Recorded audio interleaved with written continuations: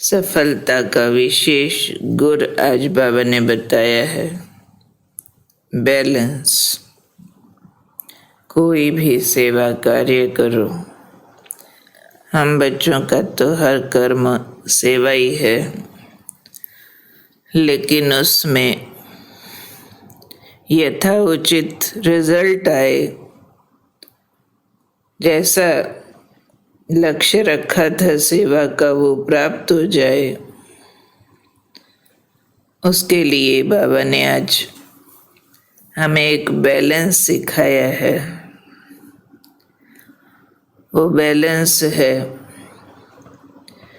सेवा में सत्यता की अथॉरिटी तो यूज़ करनी है, क्योंकि हमें परम सत्य मिला है जिसने झूठ से लड़ना है।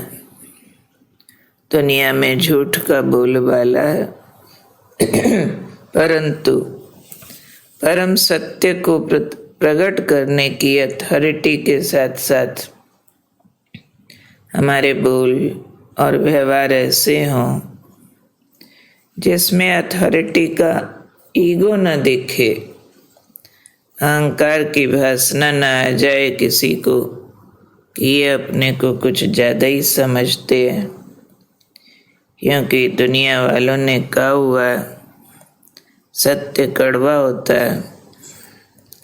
तो हमारी सत्यता की अथॉरिटी में अभिमान की कड़वाहट न दिखने लगे, कहीं कहीं थोड़ा बहुत रोब क्रोध अथॉरिटी के नाम पर न दिखने लगे। उसके लिए आज बाबा ने समझाया, ब्रह्मा बाबा का उदाहरण देते हुए, कि जैसे इस झूठी दुनिया में जो झूठ खंड कहलाती है, ब्रह्मा बाबा ने सत्यता को अथॉरिटी से प्रत्यक्ष किया, हमने उसका स्वरूप देखा, लेकिन बाबा के अथॉरिटी के बोल में कभी अहंकार की भासना नहीं आई। हम सब अव्यक्त बाप दादा को भी देखते रहे, एक एक अव्यक्त मुरली कितने बड़े बड़े सत्य हमारी धारणाओं की उजागर करती है। हमारे सामने बैठे बैठे बाबा कितना हम सब बच्चों का सत्य चार्ट सुनाते हैं, लेकिन वो परम सत्य की अथॉरिटी होने के बावजूद भी उसमें बाबा का इतना स्नेह हमारे लिए समाया होता है, प्यार का सागर हमें फील हो रहा होता है। तो बाबा के वो बोल हमें बहुत प्यारे लगते हैं, चाहे हमारी सारी कमियों कमज़ोरियों का पर्दाफाश हो रहा होता है। ऐसे ही ब्रह्मा बाबा के अथॉरिटी के बोल में कभी अहंकार नहीं देखा, स्नेह समाया हुआ रहा। तो बाबा ने कहा, जो अथॉरिटी के ऐसे स्नेह युक्त बोल होंगे वो सिर्फ प्यारे नहीं होंगे।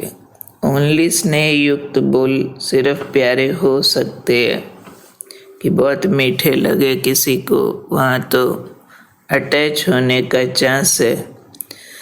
लेकिन अथॉरिटी के बोल सिर्फ प्यारे नहीं होते, प्रभावशाली होते हैं। सिर्फ प्यारे बोल से तो कन रस हो जाता है, या फिर एक दूसरे में बातों पर प्रभावित होने का पार्ट हो जाता है। लेकिन जहाँ रियल अथॉरिटी है और बाबा का प्यार साथ में समाया है, तो वो बोल प्रभावशाली होते हैं।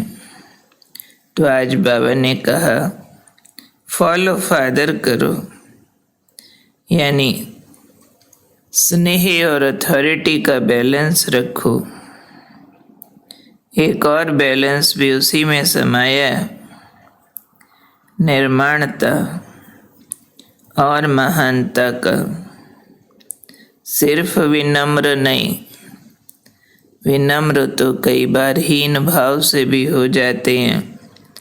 हम छोटे हैं, हम कम जानते हैं वगैरह भावनाओं से, लेकिन बहुत महान है तो भी निर्माण है। तो फॉलो फादर करना है हमको दो बातों के बैलेंस में, जितनी अथॉरिटी उतना स्नेह, जितनी महानता उतनी निर्माणता। बाबा ने कहा दोनों साथ साथ दिखाई दे, हमारी निर्माणता में महानता न छिप जाए और महानता दिखाने के चक्कर में विनम्रता मिस न कर दें। अथॉरिटी आते स्नेह मिस न हो जाए और स्नेह धारण करते अथॉरिटी स्लिप न हो जाए। ये वंडरफुल बैलेंस है शिव शक्ति का।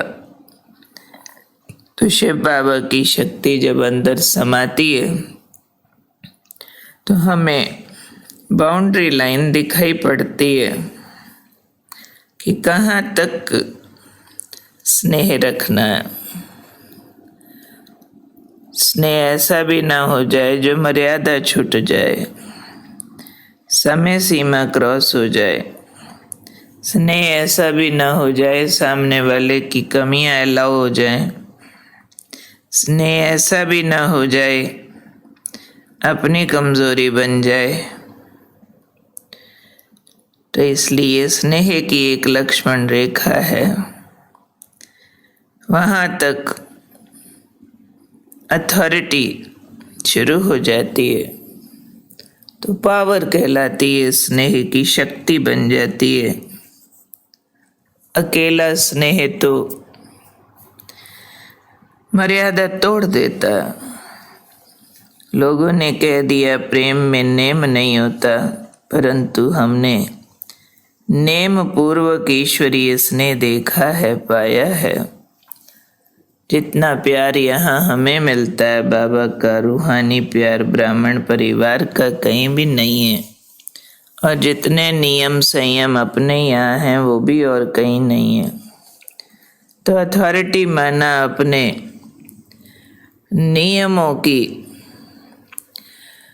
लिमिटेशन भूल न जाए कि कहाँ तक मेरी लिमिटेशन है, और वही सच्चा स्नेह है जो अपनी और सामने वाले की मर्यादा न तोड़ा दे और उसकी शक्तियाँ अपनी शक्तियाँ न नष्ट कर दे। सच्चा स्नेह है मेरा भी भला तेरा भी भला, मेरी भी उन्नति तेरी भी उन्नति।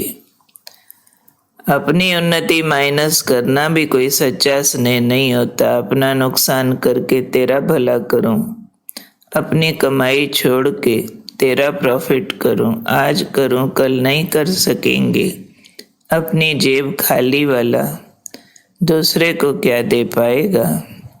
तो इसलिए स्नेह चाहिए अथॉरिटी वाला, और अथॉरिटी चाहिए स्नेह वाली। अथॉरिटी फुल हो, क्योंकि हमें स्वयं ज्ञान सागर ने परम सत्य सौंपा है। परम सत्य के सत्य फार्मूलाज हमारे पास हैं। हम जानते हैं कि ये फाइनल ट्रूथ्स हैं, इसके ऊपर दुनिया में कोई और सत्य नहीं होता। लेकिन इतना स्नेह पूर्वक व्यवहार हो जो इंजेक्शन भी लगे और दर्द ना हो, ऑपरेशन भी हो और पीड़ा ना हो। तो ऐसा व्यवहार तब होता है जब अंदर ध्यान होता है मेरा बाबा कैसा, फॉलो फादर करना है ना। तो जैसे ही ध्यान आता है मेरा बाबा कैसा है, तो मेरी महानता मेंटेन रहती है। और बाबा जितना निर्माण हमने देखा आंखों से, बुजुर्गी अवस्था में भी हाथों से गोबर के उपले बना रहा है, केरी के कोयले बना रहा है, पत्थरों से सड़क बना रहा है। कोयले का ट्रक आया, खुद कोयला ट्रक से उतारने के लिए आगे आ रहा है। सब्जी काट रहा है, अनाज साफ कर रहा है। ब्रह्मा बाबा अकेला तो नहीं होता है, बाप दादा साथ होते हैं। तो हमने देखी है विनम्र महान मूर्ति ब्रह्मा बाबा। हमने अनुभव सुने हैं महारथियों के, और वो अनुभव सुनना भी देखना ही होता है। तो हम किसकी औलाद हैं? आदि पिता ब्रह्मा, अनादि पिता शिव की, और दोनों ही निरहंकारी की भी चोटी हैं। विनम्रता की महान मूर्ति, निराकार सर्वशक्तिमान होते कहता है मैं तुम्हारा ओबीडिएंट सर्वेंट हूँ। सिर्फ कहता नहीं है, वैसे हम बच्चों की सेवा पर हाजिर है। तो हमें किस बात का अभिमान है? हमारे पास उनसे ज़्यादा क्या है जिसका हम अभिमान करेंगे? हमारे पास तो अपना था ही कुछ नहीं, है भी कुछ नहीं, उसी का दिया हुआ है, उसी का दिया यूज़ कर रहे हैं, उसी का दिया बांट रहे हैं। तो अभिमान किस बात का करें? इसमें अटेंशन ये रखना होता है कि अभिमान ना आ जाए। तो हमारी अथॉरिटी दूसरों को किरकिरी लगने लगती है। हमारी महानता से लोगों को ईर्ष्या, द्वेष या विरोध आने लगता है। लेकिन जहाँ महानता विनम्र हो जाती है, अथॉरिटी में स्नेह आ जाता है, वहाँ रेस्पेक्टेबल और लवेबल हो जाते हैं, सबके दिल पर राज कर सकेंगे। तो बाबा कह रहे हैं वर्तमान समय सेवा में इस बैलेंस को अंडरलाइन करो तो सफलता मूर्त बनेंगे। कौन सा बैलेंस अंडरलाइन करना है? कि हमारे बोल में अहंकार की भासना न आए।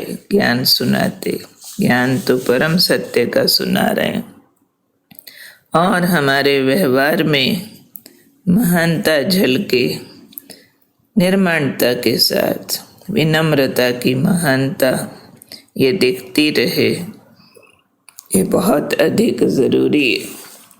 और हमने कल से अभ्यास शुरू किया है व्यर्थ मुक्त। कल हमने बात की थी दृष्टि के व्यर्थ से मुक्त। आँखें वही देखें जितना देखना ज़रूरी है, क्योंकि हर इन्फॉर्मेशन जो आँखों से ली गई होती है वह हमारी मेमोरी बनती है, और पिक्चर जो मेमोरी में रिकॉर्ड होती है डिलीट करना मुश्किल होता है। आज हम बचेंगे वाणी के व्यर्थ से, क्योंकि आज बाबा ने हमें वाणी की मर्यादा रेखा खींच कर दे दी है। स्नेह चाहिए वाणी में, निर्माणता चाहिए। आज हम वाणी के व्यर्थ से बचने के लिए ध्यान रखेंगे बहुत कम बोलना, धीरे बोलना और मीठा बोलना है, या तो नहीं बोलना है। बात टू द पॉइंट बोलनी है। जैसे पूछना है किसी से फलानी चीज़ कहाँ रखी है, उतना ही पूछना है। गिलास कहाँ रखा है। 4 सेंटेंस जोड़ने नहीं, कितनी देर से ढूंढ रहे हैं, मिल नहीं रहा, कहाँ रख देते हैं, बताओ पहले क्यों नहीं बताया। 4-6 बातें और लगाने की कोई ज़रूरत नहीं। उसमें अभिमान भी झलकेगा तो कहीं परेशान की स्थिति भी झलक जाएगी। वाणी का संयम चाहिए, बहुत कम, क्रिस्प, टू द पॉइंट, बात भी स्पष्ट हो जाए, शब्द भी कम हो। इसके लिए बार बार भीतर जाना है, आंतरिक शक्तियों का प्रयोग अधिक करना है, स्वचिंतन का प्रयोग करना है, वाणी की पावर कम प्रयोग करनी है, कहीं शोर न हो जाए मेरी आवाज़ से, दूसरे की साइलेंस न भंग हो जाए, मेरे शब्द किसी को चैन दें, सुकून दें, ज्ञान दें, स्नेह दें, विनम्रता सिखा जाएं, प्रेम और शक्ति दोनों इकट्ठा साथ साथ चलें।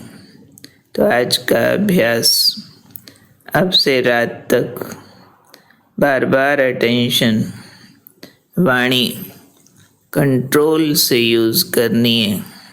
ये दौलत है हमारे शब्द रतन, माप माप के बाहर निकलने चाहिए। व्यर्थ बोलने से अच्छा है ना बोलें। हर बोल का एक अकाउंट बनता है, तो मेरा व्यर्थ का खाता ना बन जाए। Attention please. हर बोल बोला गया बदला लेता है, रिटर्न देता है, रिटर्न आता है। तो ना मोह के बोल हों, ना लोभ के बोल हों, ना अहंकार के बोल हों, रूहानियत के बोल हों, और हमारे बोल में वैराग हो, संयम हो, बाप का प्यार हो, रूहानियत हो। तो अटेंशन रख के आज हम बोल के व्यर्थ खाते को चेक करेंगे और कंट्रोल करेंगे। बार बार अपने को स्टॉप बोलेंगे, वही बोलेंगे जो बोलना अति आवश्यक है। बार बार अपने से पूछ लेंगे ये जो बोल रहे हैं ये आवश्यक है, फिर बोलेंगे। ठीक है, ओके।